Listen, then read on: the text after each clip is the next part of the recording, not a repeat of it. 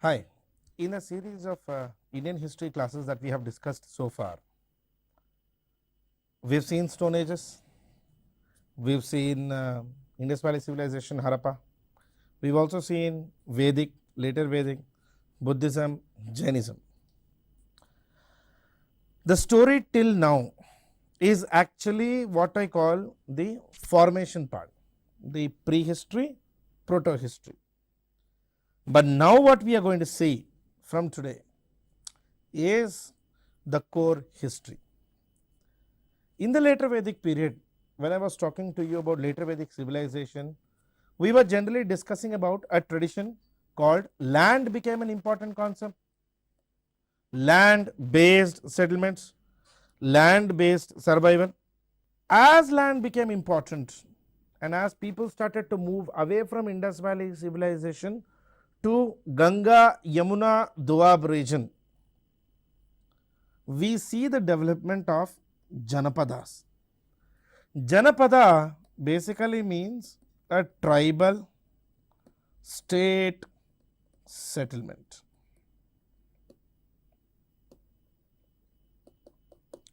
Initially there were many Janapadas, but by the time of 600 BC, we see formation of 16 great tribal republics or tribal states. 16 great tribal states known as Mahajanapadas. Some books will also call this 𝗧𝗦𝗔𝗧 Mahajanapadas. 𝗧𝗦𝗔𝗧 means 16. 16 great kingdoms. Some of these kingdoms were monarchies, some were tribal republics where the head of the state was elected. For example, 𝗂𝗽𝗱𝗁𝗺 state, the kingdom, the state, the government of the tribe of Buddha was actually a tribal elected republic. Suddhodana, Buddha's father, was actually an elected king, whereas Magadha was a monarchy. So Mahajanapadas were of two types, monarchies and republics.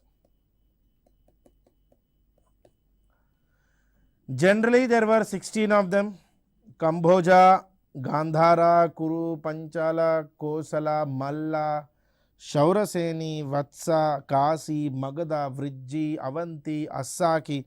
Now for us in Telangana, you know the Bodhan region.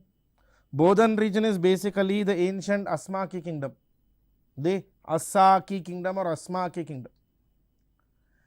Generally during the Mahajanapada period, always remember, the center of India, the center of civilization slightly moved towards Patliputra, towards the central, towards Patliputra. As I said, Mahajanapada, totally these were tribal states, in number 16. By 450 BC, over 40 Janapadas covering areas as distant as Afghanistan and Southeastern Central Asia are mentioned by Panini in his book Ashtadhyayi.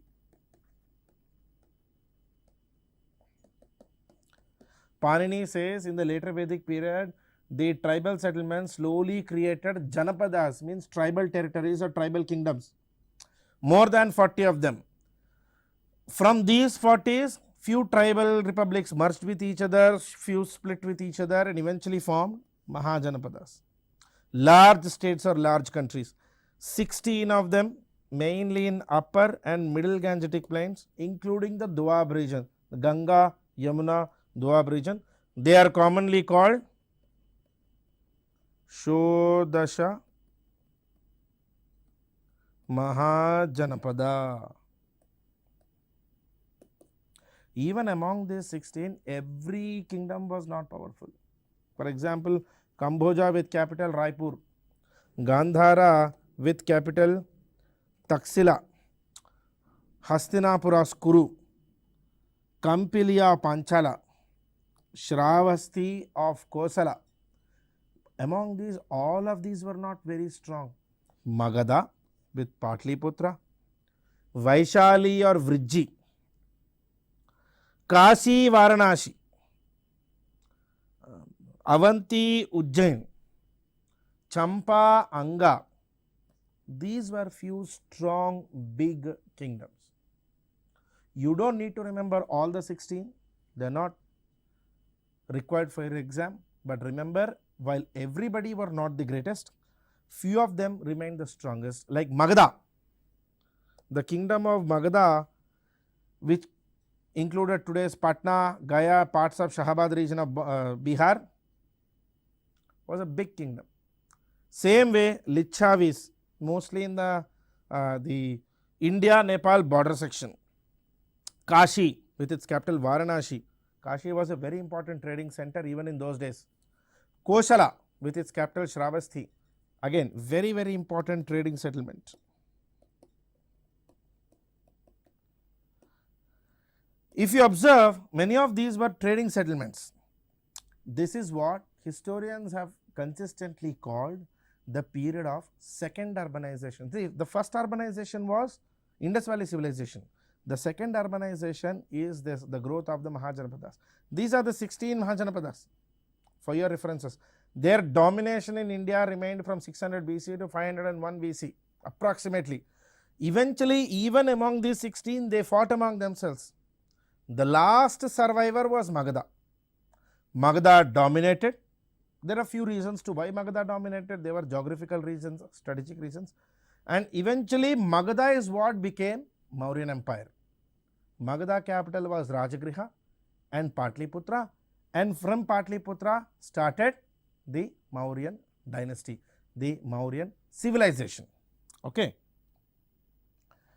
As I said, 16 kingdoms. Among these, Magadha, Kosala, Vatsa, Avanti. These were the strongest. Magadha, Kosala, Vatsa, Avanti. They were the strongest. Now remember this always. Some of these were monarchies, some of these were Ganasanghas or oligarchical assemblies or oligarchical republics. The word oligarchical republics means the head of the state is still elected, like a king is elected, but he comes only from a selected few families.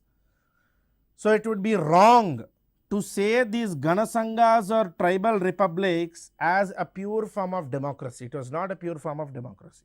It was still oligarchy. Among these also, Magadha remained the most powerful. Magadha had borders in the north, Ganga, in the west, Son river, in the south, Vindhya mountains, in the east, the Champa river region. Four big guys, Kosala, Avanti, Magadha, Vatsa. They kept fighting among themselves, and even from among these four, Magadha emerged the most victorious. If you see, by approximately 490 BC, Magadha was the strongest. Magadha was the ultimate power. It started to occupy, it started to expand into other Mahajanapadas and occupied all of them. One of the earliest kings of Magadhan state in historic records that we hear is Brihadratha. He is the son of Jarasandha. Jarasandha is the king who is referred to in our Mahabharata. Remember, in Mahabharata there is a mention about Jarasandha who was killed by Bhima. It is believed that Brihadratha, son of Jarasandha, is the founder of the Magadhan state, as mentioned in Rigveda. The Brihadratha dynasty was then followed by Pratyodha dynasty. It was the first dynasty to follow patricide. Patricide is a practice of son killing the father in order to take over the kingdom. We do know a little bit of information about these two, but not every information. But we have good amount of sources to study about the third Magadhan dynasty, the Haryanka dynasty. Haryanka dynasty was established or made into an empire by Bimbisara, who ruled from 544 BC to 492 BC. Bimbisara, a contemporary king of Buddha and Mahavira. Now, Bimbisara was able to make Magadhan state the greatest state, and he used a three-pronged strategy. With big rulers, who were as big as or as strong as Bimbisara himself. He made friendships. With many other kings, he used matrimony as a way of expansion. Basically, he married, he had marriages. Remember, the society was a polygamous society, right? Multiple marriages were always a common practice. So, Bimbisara married multiple women from different kingdoms. And whenever there was a weak or a incapable king, he basically eliminated them. He got them removed from the state. Magadha, we will say a little more detail about individual kings. There are 3 dynasties in Magadhan Empire, in Magadha period, from 544 BC up until 321 BC. 3 dynasties: the Haryanka dynasty, Shishunaga dynasty, the Nanda dynasty. Haryanka, Shishunaga, Nanda sequence. Haryanka 1, Shishunaga 2, Nanda 3. In Haryanka, Bimbisara, Ajatashatru, Udayana. We know these guys. In Shishunaga, 𝗂𝗽𝗱𝗁. In Nanda dynasty, we know about Mahapadmananda and Dhanananda. For your references, always remember, we only don't know the names of these kings. Apart from these, there were many kings in Magadhan Empire. We don't know their names or we don't refer to them much. They are not significant contributors. For the entire 6th century, 5th century, up until approximately 4th century, even up until 301, Magadha remained the most powerful and prosperous kingdom. Few reasons for this: strategic and geography. Both the reasons. There were strategic reasons, like Magadha consistently had very capable kings. Bimbisara, Ajatashatru, Udayana, Shishunaga, 𝗂𝗽𝗱𝗁, Mahapadmananda, Navananda, Dhanananda, all great kings who did extensive amount of contribution for the growth and development of the Magadhan state. At the same time, the geography.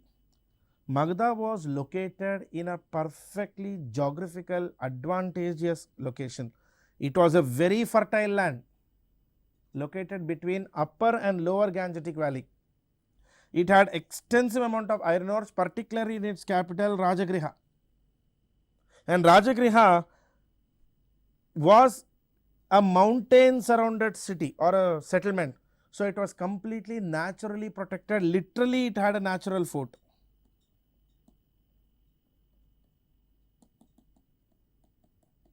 It was literally a natural fort. Copper and iron deposits were used extensively in Magadhan state. Copper and iron ore.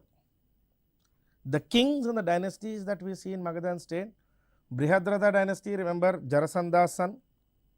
Pratyodha dynasty, no information. Haryanka dynasty, 3 of them: Bimbisara, Ajatashatru, Udayana. Shishunaga dynasty, 2 kings: Shishunaga, 𝗂𝗽𝗱𝗁. Nanda dynasty, 2 kings: Mahapadmananda, Dhanananda. Eventually, Nandas were replaced by Mauryas, Chandragupta Maurya, until 321 BC from 544 BC. This is the period of Magadhan Empire, and we are going to see some of these in detail. Haryanka started the Magadhan dynasty, Magadhan Empire. Shishunagas expanded it. Nandas took it to further expansion and took it to the peak. And late Nandas, we see a decline in the Magadhan authority. The founder of the Magadhan state is Bimbisara. Bimbisara, probably the founder of Haryanka dynasty. Now, in the beginning itself, I told you Bimbisara used matrimonial alliances and military expeditions, expansions as 2 strategies to expand his kingdom. He had 4 wives. Most important of them, Kosala Devi. She brought 𝗂𝗽𝗱 as dowry. She was actually sister of Prasenjit. Sister of Prasenjit of 𝗂𝗽𝗱.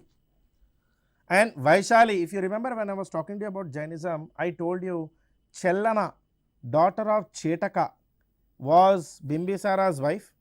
This Chetaka is actually the brother of Trishala Devi. Trishala Devi is the mother of Mahavira. Vardhamana Mahavira's mother Trishala Devi. Trishala Devi's brother Chetaka. Chetaka's daughter Chellana. Chellana is married to Bimbisara. With this, he was able to bring a large part of the Licchavi region, particularly Mithila region, Nepal border, Bihar Nepal border, Terai region into his control. So we see 4 wives. Mahakosala or Kosala Devi, she is the sister of Prasenjit. Mahadevi Chellana, she was the daughter of Chetaka. Vaidehi, daughter of Madra. Madra was probably a king in Punjab. We actually have reference about a 4th wife called Khema. Now, the names of these wives change from book to book, historian to historian. These are the 4 names given in NCERT book of R.S. Sharma. Bimbisara ruled from 544 BC to 492 BC. His capital was Girivraja or Rajagriha. He defeated Avanti, Anga kingdoms, conquered them, ended their challenge. Bimbisara, since he was also from the Magadhan state, in Magadhan state they used to do patricide. Bimbisara was killed by his son Ajatashatru. Bimbisara, as I referred previously also, he was a contemporary of both Mahavira and Siddhartha or Buddha. So both Buddhists and Jains claim Bimbisara to be theirs, and Buddhists say Bimbisara was a Buddhist, Jains say Bimbisara was a Jain. Probably he was contemporary of both of them. And the war wise, Anga, the ruler was a ruler of Anga whom Bimbisara defeated was Brahmadatta. He defeated him, completely conquered. It is believed that Bimbisara's father was defeated by Brahmadatta. So Bimbisara took a revenge. Similarly, Ujjain. Mahasena Chandrapratyodha of Ujjain was defeated. Bimbisara attacked him. Some books say there was no result. Some books say there was peace. But one thing we know, that there was a physician called Jivaka who was sent to Ujjain by Bimbisara. Bimbisara sent his physician Jivaka to Ujjain to cure a disease to Chandrapratyodha Mahasena. Bimbisara's capital, as I said multiple times, is Girivraja or Rajagriha, present day Rajgir.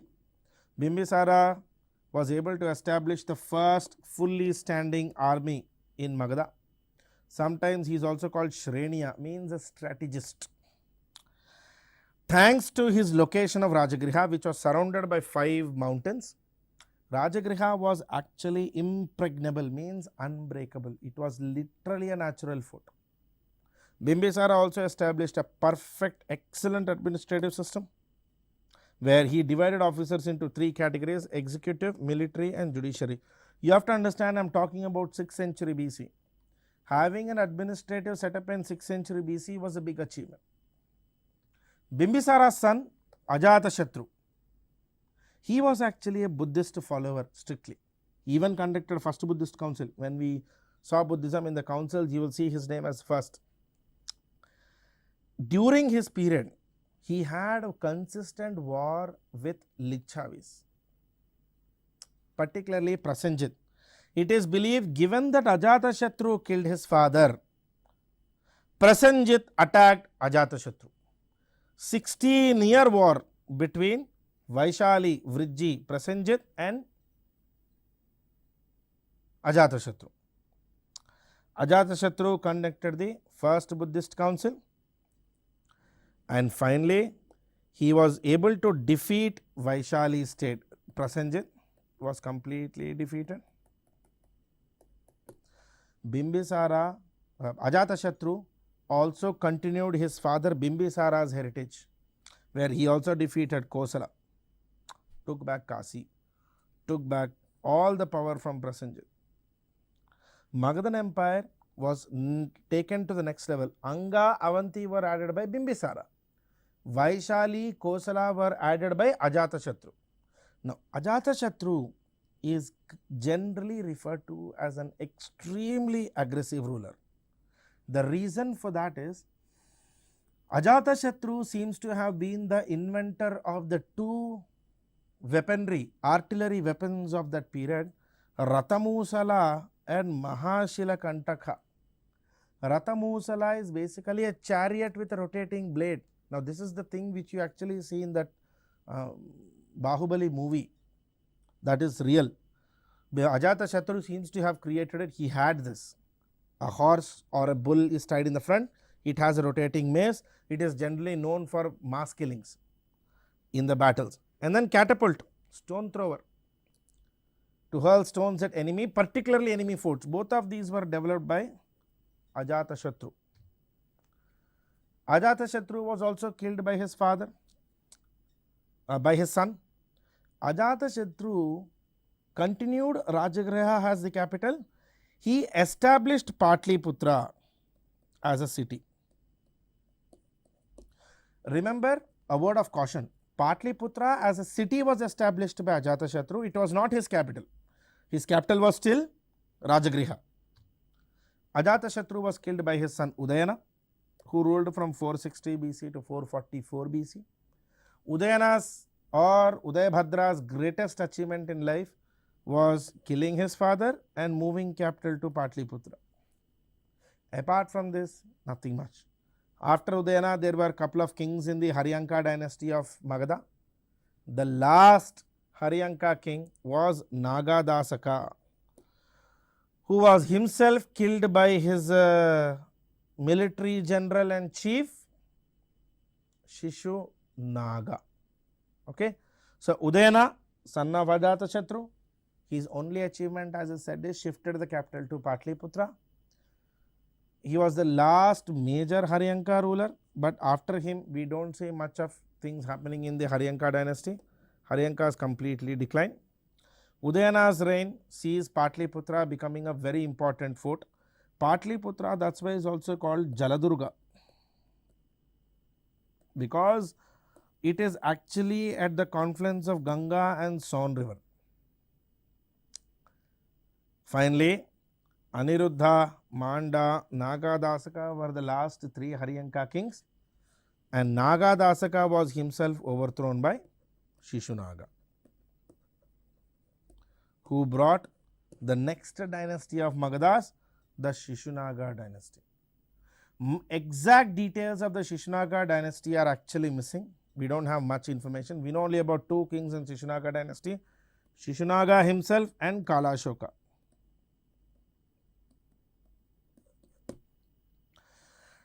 It is actually Sri Lankan chronicles, Sri Lankan books, Dvipavamsam, Mahavamsam, which actually give us details about Shishunaga kingdoms.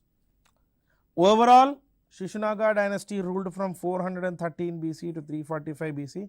Not just a Shishunaga king, the dynasty, the family itself ruled from 413 BC to 345 BC. Shishunaga was most probably an Amatya, a high-ranking official located in Varanasi in the Haryanka dynasty. He eventually became viceroy of Kasi,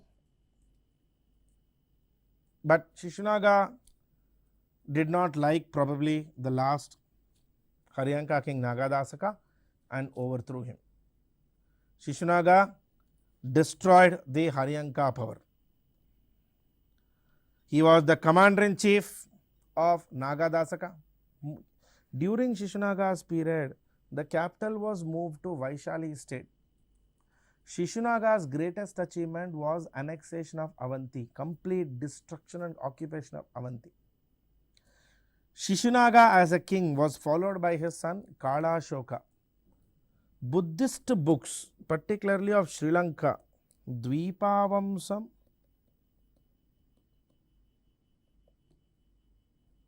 and Mahavamsam,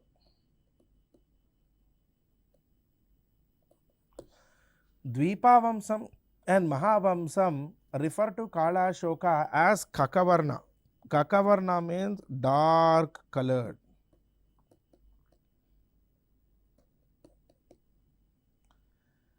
We believe after Kalashoka, 10 kings ruled the dynasty up until approximately 345 BC, and eventually Shishunagas were themselves overthrown by the Nanda rule. The last Shishunaga king is Mahananda.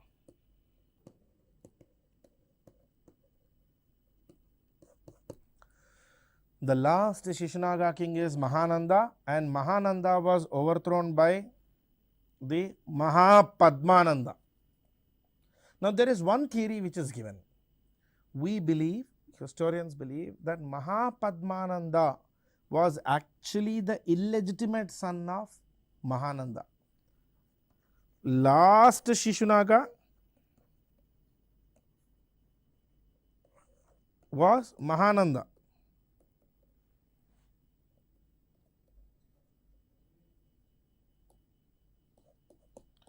He was overthrown by Padmananda.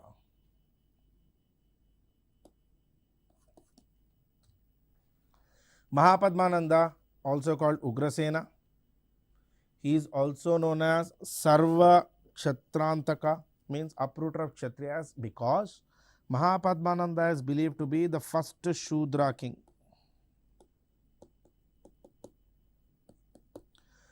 Historians even call him 𝗳𝗏𝗻𝗃 of the Shishunaga dynasty.